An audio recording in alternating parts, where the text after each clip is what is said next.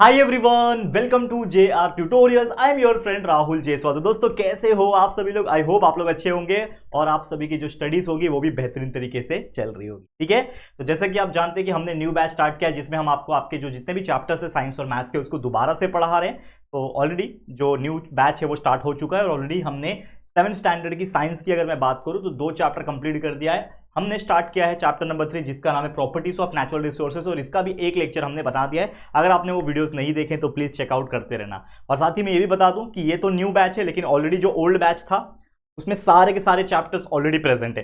मतलब एक बार हमने ऑलरेडी सब कुछ पढ़ा के रखा हुआ है, चाहे साइंस हो, चाहे मैथ्स हो, चाहे एसएसटी सोशल स्टडी सब्जेक्ट हो, हिस्ट्री ज्योग्राफी सिविक्स जो है आपका, वो सभी चीज भी ऑलरेडी लेक्चर्स के फॉर्म में वीडियोस के फॉर्म में मैंने बनाए हुए हैं, वो प्रेजेंट है। तो आप उसको भी देखो और आगे बढ़ते रहो, पढ़ाई करते रहो। ठीक है, तो चलो आज का जो वीडियो है वो किस बारे में होने वाला है, जैसे कि आप चैप्टर का नाम देख सकते हो प्रॉपर्टीज ऑफ नेचुरल रिसोर्सेज, जिसमें मैंने आपको बताया था कि मेनली हमें इस चैप्टर के अंदर 3 मोस्ट इंपॉर्टेंट नेचुरल रिसोर्सेज के बारे में पढ़ना है, that is air, water and soil. तो हमने फर्स्ट लेक्चर में एयर के बारे में पढ़ लिया था कि एयर क्या होता है, कौन कौन सी चीजें होती है एयर के अंदर, एटमॉस्फेरिक प्रेशर क्या होता है, ठीक है ना, उसकी क्या प्रॉपर्टीज होती है, और एयर के रिलेटेड कई सारे हमने फंडे पढ़े थे। ठीक है, आज हम बात करेंगे वाटर के बारे में, पानी क्या होता है, कैसे होता है और किस तरीके का प्रॉपर्टीज पानी कैरी करता है, और उसके रिलेटेड कई सारे और फंडामेंटल चीजें हैं जो हम डिस्कस करेंगे। और फिर एक और लेक्चर लाऊंगा, लेक्चर नंबर 3, जिसमें हम बात करेंगे सॉइल के बारे में और ये चैप्टर हमारा कंप्लीट हो जाएगा। तो आप लोग बस बने रहना हमारे साथ और प्यार देते रहना। चलिए शुरुआत करते हैं। तो आज का वाटर का टॉपिक है पानी। पानी रे पानी तेरा रंग कैसा, शुरू करते हैं। तो हमने ऑलरेडी एयर का पूरा कंप्लीट कर लिया था, तो आज शुरू कर रहे हैं हम लोग, that is nothing but properties of water. तो पानी क्या होता है, जैसा कि आप जानते हैं कि लगभग 70-71% के आसपास हमारे पृथ्वी के ऊपर, हमारा जो अर्थ है उसमें वाटर प्रेजेंट है। लेकिन ये वाटर जो होता है वो पीने वाला नहीं है। इसमें लगभग अगर आप देखोगे तो ओनली 1% से भी कम पानी, ठीक है ना, ओनली 1% से भी कम पानी जो है वो ड्रिंकेबल है। मतलब 0.1 समथिंग ऐसे कुछ तो है, आई एम नॉट 100% श्योर कि कितना है, लेकिन बहुत कम पानी है, 1% से भी कम पानी है जो हमारे पृथ्वी पे पीने के लिए प्रेजेंट है। अब ये वाटर जो होगा ये ओशियंस में प्रेजेंट है, समुद्र में प्रेजेंट है, सी में, लेक्स में प्रेजेंट है, रिवर्स में प्रेजेंट है, ट्यूबवेल में प्रेजेंट है, हर जगह पानी जो है वो प्रेजेंट है, करेक्ट है। लेकिन ये पानी का बहुत सारा प्रॉपर्टीज होता है, तो वो प्रॉपर्टीज क्या है ये हम डिस्कस करेंगे। तो सबसे पहले बात करें, water does not have its own shape, यानी जो वाटर होता है बच्चा, इसका कोई भी शेप नहीं होता। ये चीज आप लोग ध्यान में रखना कि पानी का कोई भी शेप नहीं होता। आप जिस भी बर्तन में उसको डालोगे वो उसका शेप ले लेगा। जैसा कि आप जानते हैं कि अगर मान लो कि पानी को मैं ग्लास में रखूंगा तो पानी जो है वो ग्लास का शेप ले लेगा। पानी को अगर मैं मटके के अंदर रखूंगा तो वो मटके का शेप ले लेगा। तो जिस भी बर्तन में डालूंगा उसका वो शेप ले लेगा। यानी पानी एक ऐसा लिक्विड है, पहली बात तो फ्लूइड है ना, लिक्विड है, वो किसी का भी शेप ले सकता है, जिस भी बर्तन में जाएगा उसका शेप ले सकता है, क्योंकि उसका खुद का कोई शेप नहीं होता। जैसे कि कोई सॉलिड होता है तो उसका शेप होता है, कोई चीज स्क्वायर हो सकती है, रेक्टेंगल हो सकती है, कोई चीज सर्कल हो सकती है, तो वो सॉलिड है। तो सॉलिड के शेप्स हो सकते हैं लेकिन कोई लिक्विड का शेप नहीं हो सकता, याद रखना। नेक्स्ट है, water has definite volume. Water का वॉल्यूम जरूर होता है, शेप भले ही ना हो उसका, लेकिन उसका वॉल्यूम होता है। वॉल्यूम मतलब कितना पानी है। जैसे फॉर एग्जांपल कि ये मेरे पास एक बॉटल है, अगर आप देखोगे यहाँ पे जो हम पानी पीने के लिए इस्तेमाल करते हैं, तो ये एक पानी का बॉटल है। अब ये जो पानी का बॉटल अगर आप देख रहे हो तो ये 1 लीटर का है। तो अगर इस बॉटल को मैं पूरा पानी से भर दूं तो ये कितना कहलाएगा, इसके अंदर कितना पानी कहलाएगा, 1 लीटर। तो इस बॉटल का वॉल्यूम क्या हो गया, 1 लीटर। तो डिपेंड करता है जितने भी प्रकार के आपके बर्तन होते हैं। लेट्स सपोज कि आपका एक मटका है, मटके का जो कैपेसिटी है वो 10 लीटर का, तो आप उसके अंदर 10 लीटर पानी भर दोगे तो उसका वॉल्यूम क्या हो जाएगा, 10 लीटर। तो जो भी शेप बर्तन में डालोगे वो उसका शेप ले लेगा, एट ए टाइम उसका जितना वॉल्यूम रहेगा वो बन जाएगा वाटर का वॉल्यूम। लेकिन पानी का वॉल्यूम होता है, ये आप बोल सकते हो। Next, water has the ability to dissolve many substance, यानी पानी एक ऐसा यूनिवर्सल सॉल्वेंट है।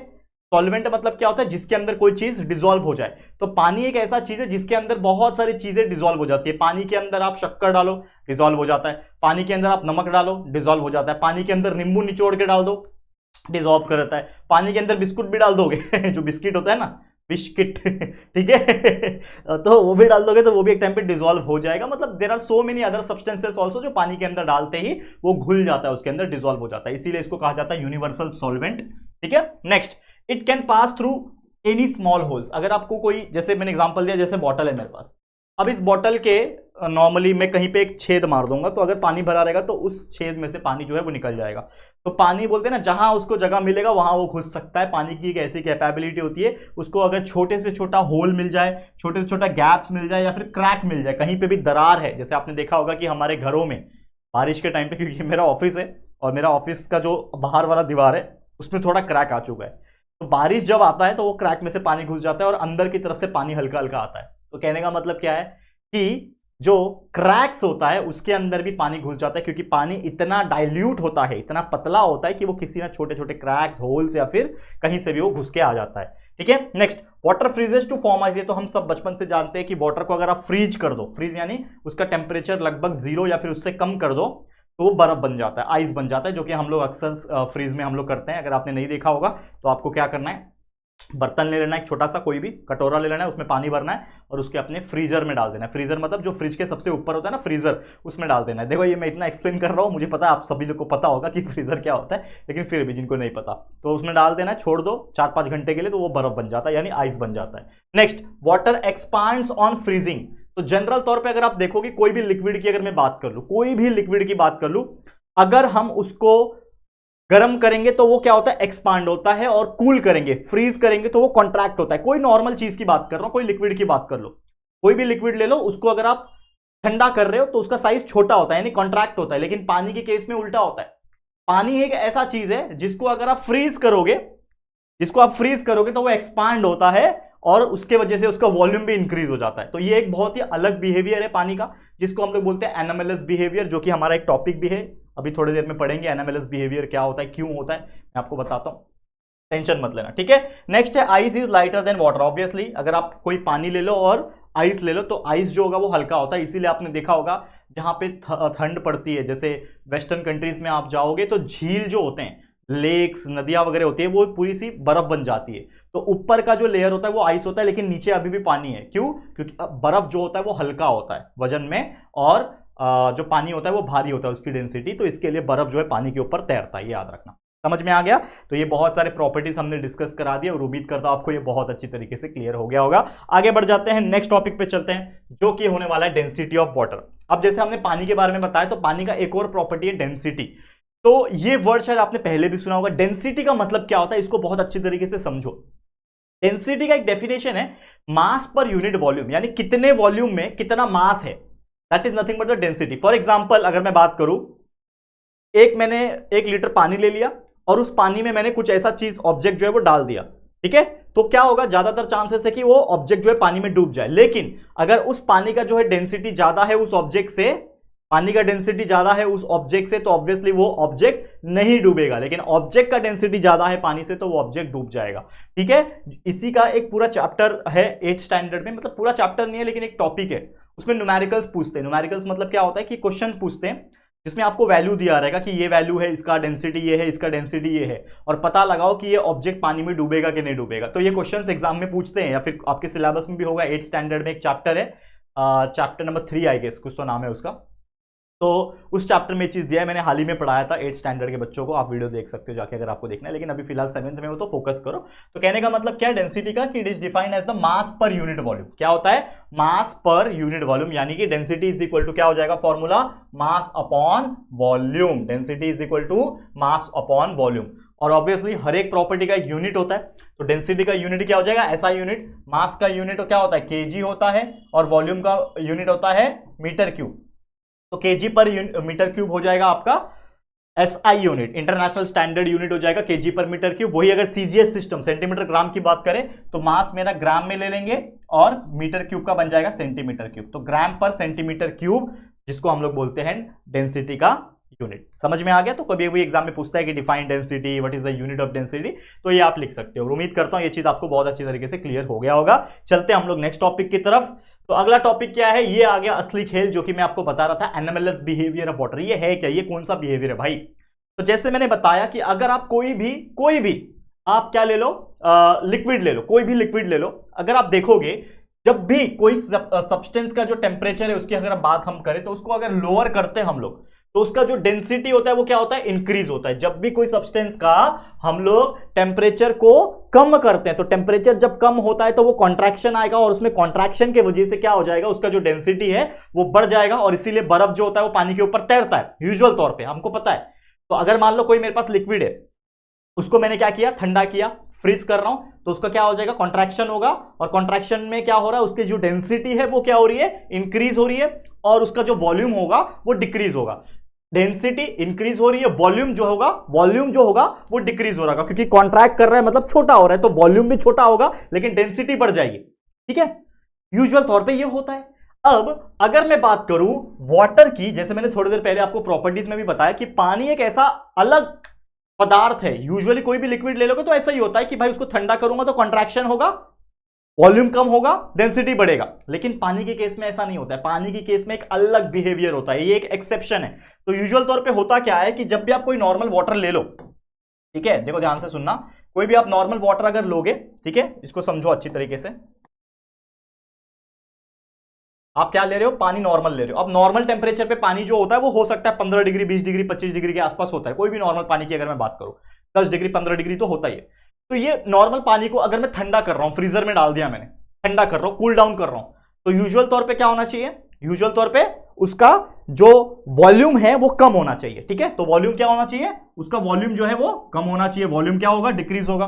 और ऑब्वियसली वॉल्यूम डिक्रीज हो रहा है मतलब डेंसिटी जो होता है वो इंक्रीज होता है, क्योंकि मुझे पता है डेंसिटी और वॉल्यूम एक दूसरे को इनवर्सली काम करते हैं। डेंसिटी बढ़ेगा तो वॉल्यूम कम होगा, डेंसिटी कम होगा तो वॉल्यूम बढ़ेगा, ये आपको ध्यान में रखना है। तो यहां पे क्या हो रहा है कि जैसे ही मैं उस पानी को ठंडा करूंगा, जो 15-20 डिग्री पे था पहले वो 20 डिग्री पे था मान लो, अब उसको मैं ठंडा करूंगा तो ठंडा होने के टाइम वो धीरे धीरे सिकुड़ेगा, मतलब वॉल्यूम उसका कम होगा। ठीक है, वॉल्यूम उसका कम होगा और ऑब्वियसली उसका डेंसिटी इंक्रीज होगा। मतलब इन शॉर्ट वो क्या कर रहा है, वॉल्यूम जो होगा वो कम अगर कर रहा है, इसका मतलब वो जो पानी है वो क्या कर रहा है, धीरे धीरे कॉन्ट्रैक्ट हो रहा है। वाटर जो हो रहा है वो कॉन्ट्रैक्शन में जा रहा है, पानी क्या कर रहा है, कॉन्ट्रैक्ट कर रहा है, अपने आप को सिकोड़ रहा है। करेक्ट, समझ में आ रहा है, सिकोड़ रहा है तभी तो वॉल्यूम कम हो रहा है। लेकिन जैसे वो सिकोड़ते या फिर उसका टेम्परेचर ड्रॉप होते क्योंकि 20 डिग्री पे था, अब धीरे धीरे ठंडा होगा, 19, 18, 17 ऐसे करते करते टेम्परेचर ड्रॉप होते जब वो 4 डिग्री सेल्सियस पे जब पहुंचेगा बच्चा, तो यहां पर एक अलग बिहेवियर होने लगता है।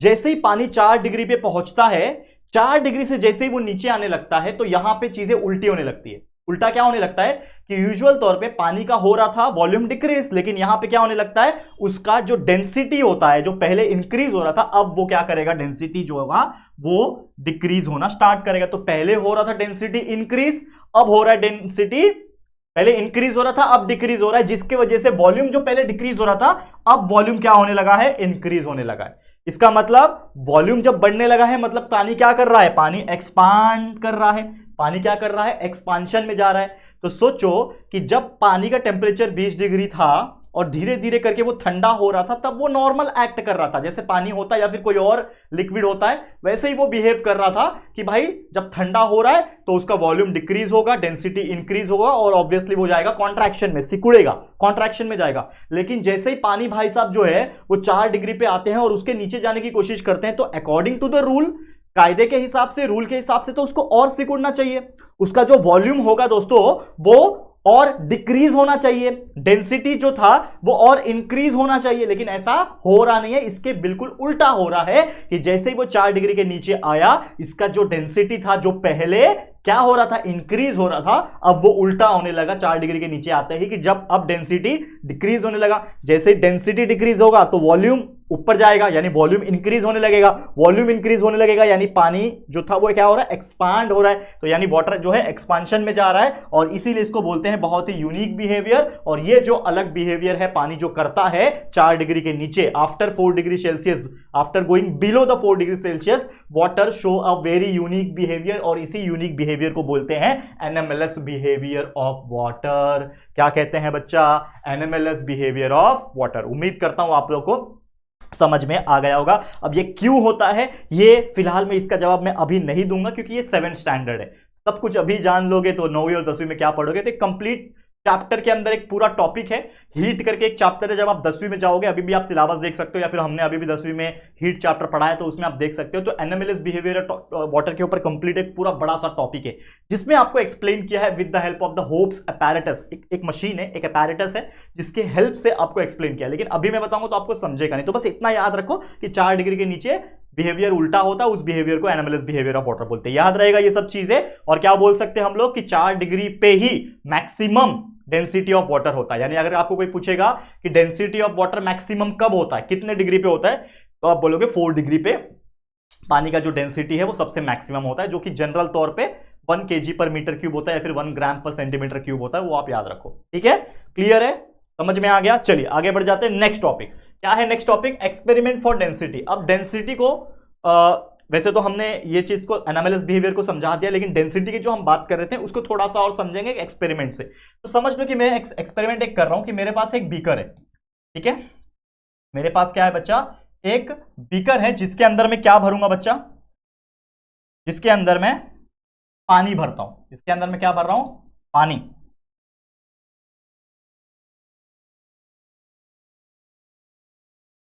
मैंने क्या भर दिया इसके अंदर बच्चा? पानी भर दिया, ठीक है। अब इसके अंदर मैं क्या करता हूं, एक आलू को, एक जो आलू है, अब पूरा ये पानी से भरा हुआ है, पूरा ये पूरा पानी से भरा हुआ है। अब इसके अंदर मैं एक आलू ले लेता हूं जिसको हम लोग पोटैटो बोलते हैं यूजुअल तौर पे, या फिर कुछ भी ले सकते हो आप। तो पोटैटो ले लिया, तो जैसे इस पानी के ऊपर छोड़ूंगा तो ये धीरे धीरे करके अंदर क्या हो जाएगा, डूब जाएगा जाके। इस पोटैटो को जैसे मैंने पानी के ऊपर छोड़ा तो पानी के अंदर वो पोटैटो जो है वो डूब जाएगा। ये हो गया पहला एक्सपेरिमेंट। अब उसी के अंदर आपको क्या करना है, वो आलू को फिर से निकाल देना है, और इस बार आपको उस बीकर के अंदर जो पानी था एग्जैक्टली वो तो रहेगा ही, लेकिन अब क्या करना है, इसके अंदर आपको ऐड करना है सॉल्ट, बहुत सारा सॉल्ट ऐड करना है। ये आप अपने घर में भी एक्सपेरिमेंट कर सकते हो, और हमने खुद ने एक्सपेरिमेंट किया हुआ है।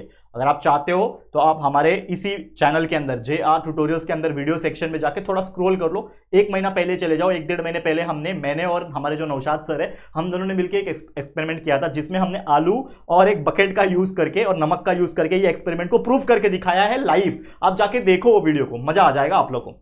तो यूजुअल तौर पे हमने क्या किया, इस बार आलू वापस निकाल दिया और इस बार हमने बहुत सारा सॉल्ट ऐड कर दिया। लगभग हमने ऐड किया था करीबन 1 किलो के आसपास सॉल्ट ऐड किया था, जो कि आ जाता है ना 20-25 रुपए का पैकेट आ जाता है। तो आप कर सकते हो अपने घर में एक्सपेरिमेंट, लेकिन अगर अफोर्ड कर सको तो ही करो, अदरवाइज घर वाले और ये तू नमक वेस्ट कर रहा है मम्मी चिल्लाएगी, ये भी हो सकता है, ठीक है। तो सॉल्ट को जब ऐड करेंगे और मिक्स कर देंगे पूरा, तो होगा क्या कि जब इस बार हम लोग आलू को, जब हम आलू को इसके पानी के अंदर हम लोग जब डालेंगे तो आलू जो होगा वो ज्यादा अंदर तक नहीं जाएगा, वो लगभग पानी के सरफेस के ऊपर ही तैरेगा, फ्लोट करेगा। तो ऐसा क्या हुआ कि पहले केस में, केस नंबर 1 में क्या हुआ कि जो आपने आलू डाला वो क्या हो गया, डूब गया।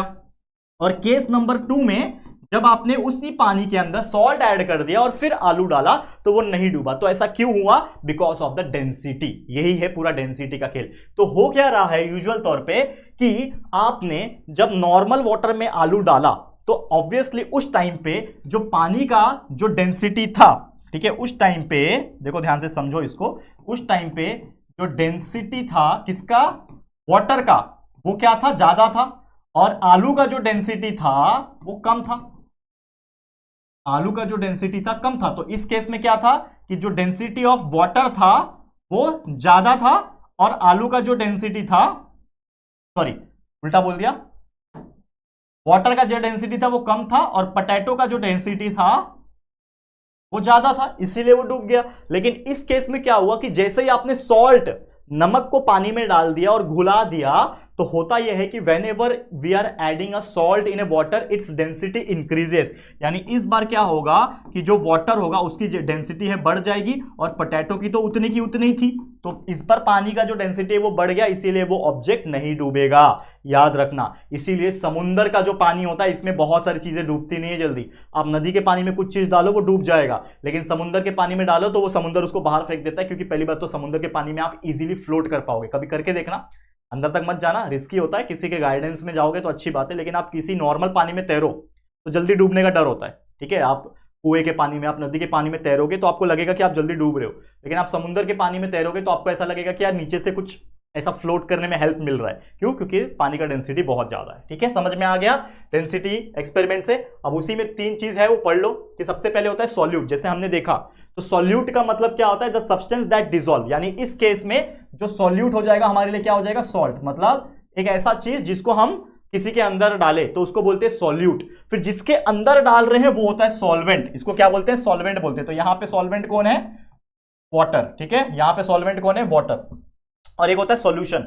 सॉल्यूशन मतलब क्या कि मेरा जो सॉल्यूट और सॉल्वेंट था, सॉल्वेंट के अंदर जब मैंने सॉल्यूट डाला और उसको मिक्स कर दिया तो एक सॉल्यूशन बन गया, तो उसको बोलते हैं सॉल्यूशन। यानी कि when solute dissolve in solvent it become solution. तो यहां पे क्या है, सॉल्ट वाटर। तो सॉल्ट वाटर क्या है, ये मेरा एक सॉल्यूशन है।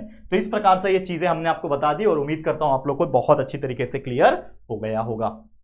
ठीक है, डेंसिटी का एक्सपेरिमेंट समझ में आ गया, क्या होता है सॉल्यूट, क्या होता है सॉल्वेंट और सॉल्यूशन समझ में आ गया। चलते हैं नेक्स्ट टॉपिक की तरफ। क्या है next topic, uses of water. इसको समझो, पानी का यूज क्या है भाई साहब। भाई अगर मेरे को कोई पूछे कि पानी का यूज क्या है तो मैं तो उसके ऊपर एक पूरा अच्छा खासा एस्से लिख दूंगा। तो मुझे उम्मीद है कि बच्चे आप लोगों को मतलब इतने साल से आप जिंदा हो, इतने साल से दुनिया में हो, तो आपको अच्छे से पता है कि पानी का यूज क्या है। लेकिन फिर भी कुछ यूजेस हम पढ़ लेते हैं, एग्जाम में अगर ऐसे क्वेश्चंस आते हैं तो आप अपने मन से भी लिख सकते हो, कोई प्रॉब्लम नहीं है।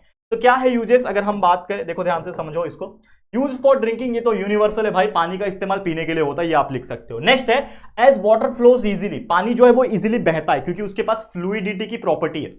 तो पानी कहीं भी बह सकता है, ठीक है, हमने आपको बताया भी कि पानी कहीं पे भी जा सकता है, स्मॉल होल स्मॉल क्रैक, तो वो कहीं भी बह सकता है। और इसीलिए इसका इस्तेमाल होता है टू जनरेट द इलेक्ट्रिसिटी, बिजली बनाने के लिए पानी का इस्तेमाल होता है। कैसे, ये आपने एक मूवी में देखा होगा, नहीं देखा है तो मैं बताता हूं। होता क्या है कि बहुत हाइट से पानी को नीचे गिराया जाता है, ठीक है, एक मशीन होती है जिसको बोलते हैं टरबाइन। ये टरबाइन होती है, बहुत बड़ी होती है वैसे। तो पानी जैसे इस पे गिराया जाता है तो ये गोल गोल गोल गोल घूमता है, जो कि कनेक्टेड होता है जनरेटर से, जिसके अंदर मैग्नेट्स एंड कंडक्टर होते हैं। तो वो रोटेट होता है, जिसकी वजह से इलेक्ट्रिसिटी जनरेटर के थ्रू प्रोड्यूस होती है। ये एक कंप्लीट मूवी में दिखाया हुआ है, अगर आपने नहीं देखा है तो शाहरुख खान की एक बहुत पुरानी मूवी है स्वदेश, उसमें एक छोटा सा सीन है हाउ टू प्रोड्यूस इलेक्ट्रिसिटी। मतलब वो इंजीनियर रहता है, विदेश से आता है, अपने गांव में आता है, देखता है बिजली नहीं है तो खुद ही बिजली बनाता है वो, ठीक है। तो ऐसा बहुत अच्छी मूवी है वैसे देखा जाए तो, ठीक है। तो इसका इस्तेमाल क्या होता है, हाइड्रो इलेक्ट्रिक पावर स्टेशन में, ठीक है, इसका इस्तेमाल होता है बिजली बनाने के लिए पानी का। अब एक और चीज है कि पानी जो है एक बहुत अच्छा कूलेंट है, क्योंकि पानी का एक अपना एक ठंडक होता है। आप नॉर्मल पानी भी पी लोगे तो आपको ठंडक महसूस होगा, तो पानी एक बहुत अच्छा कूलेंट का काम करता है। इसीलिए पानी का इस्तेमाल मोटर व्हीकल में होता है, ऑटोमोबाइल्स में होता है, बाइक में हो गया। बाइक में तो बहुत ना के बराबर ही होता है, मतलब बाइक में जाने दो, मतलब आप बाहर से उसको कूल डाउन करने के लिए यूज कर सकते हो। लेकिन एक्चुअल में कार वगैरह में आप देखोगे तो वहां पे एक्चुअल में वाटर जो है डाला जाता है to control the temperature in the engine. तो इंजिन जो होता है वो बहुत गर्म हो जाता है चलने के बाद, तो एक जगह होता है जिसमें पानी डालते हैं, जिसके हेल्प से वो कूलेंट का काम करता है, ये आपको ध्यान में रखना है। फिर वाटर जो है यूनिवर्सल सॉल्वेंट है, उसके अंदर आप कोई भी चीज को घुल सकते हो, डिसॉल्व कर सकते हो। तो यूजुअल तौर पे फैक्ट्रीज एंड लैबोरेटरीज में इसका इस्तेमाल होता है एज ए सॉल्वेंट, ठीक है। नेक्स्ट है it is use for cleaning purpose, cleaning करने के लिए इस्तेमाल होता है, चाहे कपड़े धोने हो, नहाने हो, बहुत सारी चीजें जो अपने मन से आप लिख सकते हो। क्लियर, तो उम्मीद करता हूं यूजेस क्या है वाटर का ये आपको बहुत अच्छे से समझ में आ गया होगा। तो बस यही था दोस्तों आज का लेक्चर वीडियो, जिसमें हमने आपको बहुत अच्छी तरीके से एक्सप्लेन कर दिया है, समझ में आ गया।